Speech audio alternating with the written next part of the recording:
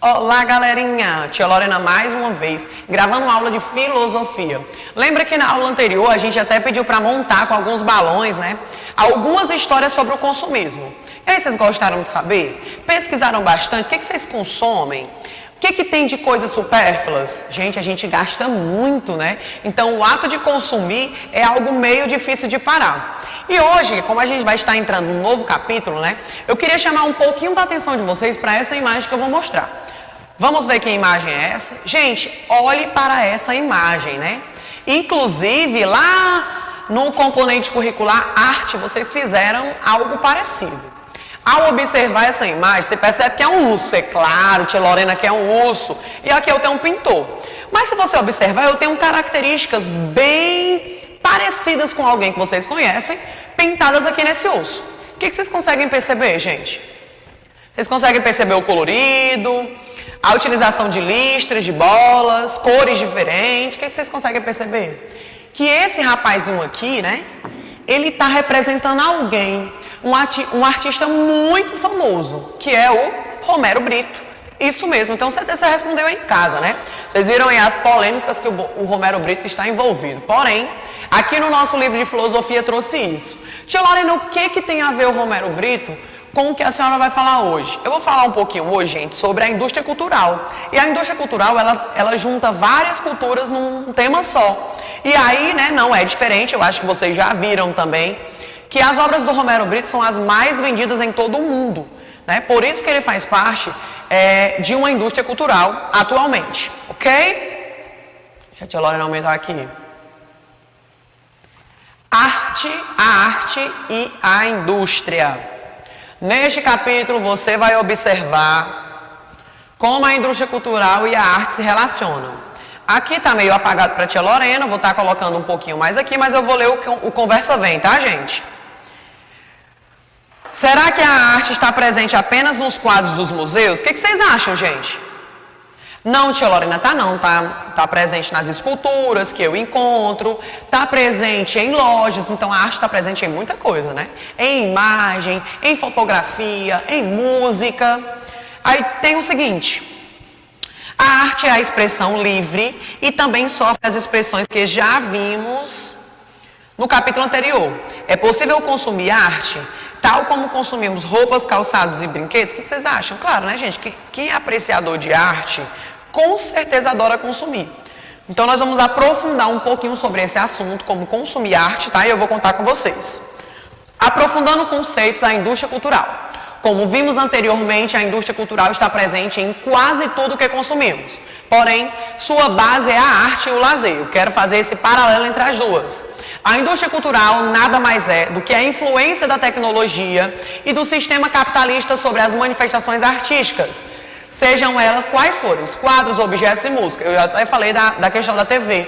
A TV, ela produz muito conteúdo e você quer consumir. Então, você se torna consumista muito mesmo, né, por conta do sistema capitalista. Nesse caso, podemos dizer que toda a nossa cultura está submetida a questões econômicas, visando sempre o maior lucro e não a expressão artística de seus aspectos mais livres. Ou seja, as pessoas apreciadoras de artes, elas compram com frequência. Já você que não gosta tanto, você não vai consumir quando você consome uma roupa, um calçado. Nosso lazer também está ligado a isso, um desejo de consumir coisas em nosso tempo livre, que nada mais são coisas fabricadas exclusivamente para o nosso divertimento. Será que a indústria cultural propicia mesmo diversão? O que vocês acham, gente? Passou aí, vou dar um exemplo, né? Passou aí na TV um comercial de um parque aquático. Automaticamente, se você gostar, você já vai querer ir. Ah, eu quero ir. Quem me promove isso? A TV. A TV, ela tem esse poder de fazer com que você queira, ou seja, consumir aquilo que está passando. É acesso à arte de verdade? Estamos sempre pensando no que poderíamos fazer com o pouco dinheiro que temos. Na viagem que sempre quisemos, em coisas sempre novas, estamos sempre desejando mais coisas. Já até falei de coisas supérfluas que a gente compra sem necessidade. Tudo isso é fruto de um fenômeno que estamos estudando. Voltando a falar de arte, podemos dizer que nossa cultura está virando enlatada. Tia Lorena, por que recebe esse termo? Você já reparou que muitas de nossas músicas falam sobre as mesmas coisas? Já repararam, gente? Quem aprecia, né? Tem ritmos muito parecidos, o mesmo toque, e que muitas vezes passam longe de ser uma expressão cultural super bacana e artística. Eu vou voltar aqui para a questão da música. Vocês sabem que a música é uma arte. Porém, quando eu falo aí de indústria cultural e expressão cultural, a forma de se expressar. Às vezes você não gosta de uma coisa que o seu amigo gosta, né? Então acaba acontecendo o quê? Uma expressão cultural diferente. E aqui o livro joga, né, esse lado mesmo. Quando ele se expressa de uma maneira que você gosta, você dá mó valor àquela música. Mas quando ele se expressa de uma maneira que você não gosta, você já diz que a música é ruim. E na verdade não é, né? São músicas para todos os gostos. Aqui, né, ó, a história cultural vai ter lá no RH. Tia Lorena, como é que eu faço, né? Vou abrir o meu aplicativo, colocar em cima da capa do livro, né? Em cima da folhinha do livro, e vai estar aparecendo sobre a indústria cultural, tá? A história cultural, como é que surgiu? Aí você vai estar vendo aí um pouquinho sobre isso. 296. O cinema também virou um fenômeno da indústria cultural. Vou já dizer o porquê e por que hoje nós somos amantes do cinema. Todo mundo gosta de cinema. Para vender mais, os filmes devem ser produzidos com o intuito de agradar maior número de pessoas, provocar emoções e sensações agradáveis. Eu vou colocar, né, para vocês, até já passei alguns dias atrás, filmes infantis. Gente, por que filme infantil faz tanto sucesso? Porque todas as crianças gostam. Prendem a atenção delas, é algo que elas vivem no cotidiano, né? Deixa eu voltar aqui um pouquinho. Pronto. Mas na vida é sempre assim.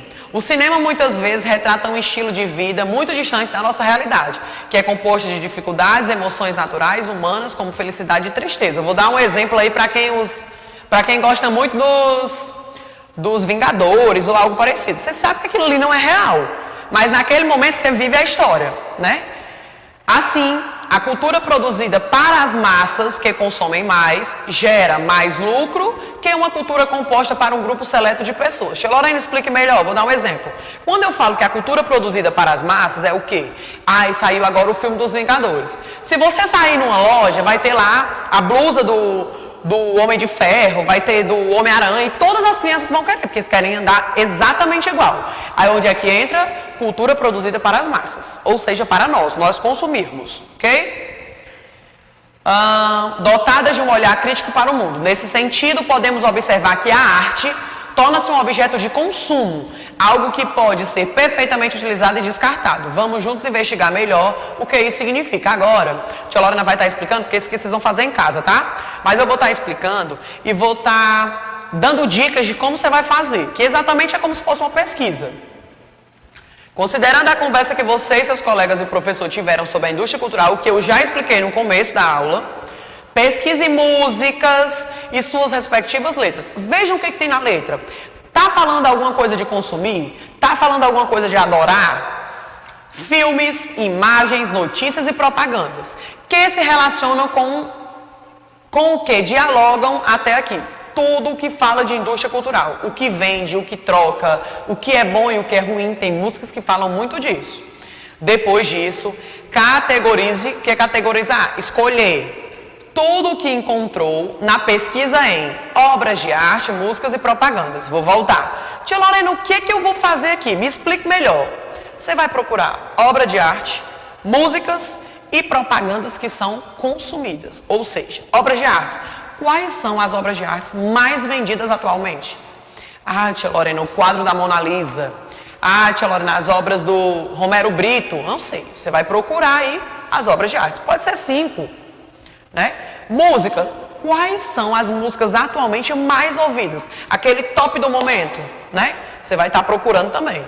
E as propagandas, né, de TV. Vou dar um exemplo de TV. Quais são as propagandas mais assistidas no momento? Então, você vai também procurar isso aí.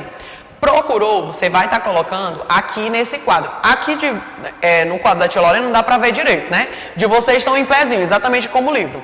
Vocês vão estar colocando as obras de arte de um lado, músicas do outro, propagandas do outro. Ok? Todo mundo entendeu? Gente, é fácil ou não é fácil? Essa foi a nossa atividade de hoje. Fácil demais. Eu tenho certeza que você vai tirar de primeira. Qualquer dúvida, você pode estar voltando aqui, tá? Você pode estar voltando, você pode parar o vídeo, voltar pelo que a tia Lorena falou, procurar na internet, procurar em um outro livro. O que vale é pesquisar. tá certo? Vou contar com vocês, que vocês agora vão ser amantes da indústria cultural. Pesquisar propaganda, obra de arte e música, ok? Meus amores, essa é a nossa aula de filosofia, a gente se encontra na próxima aula.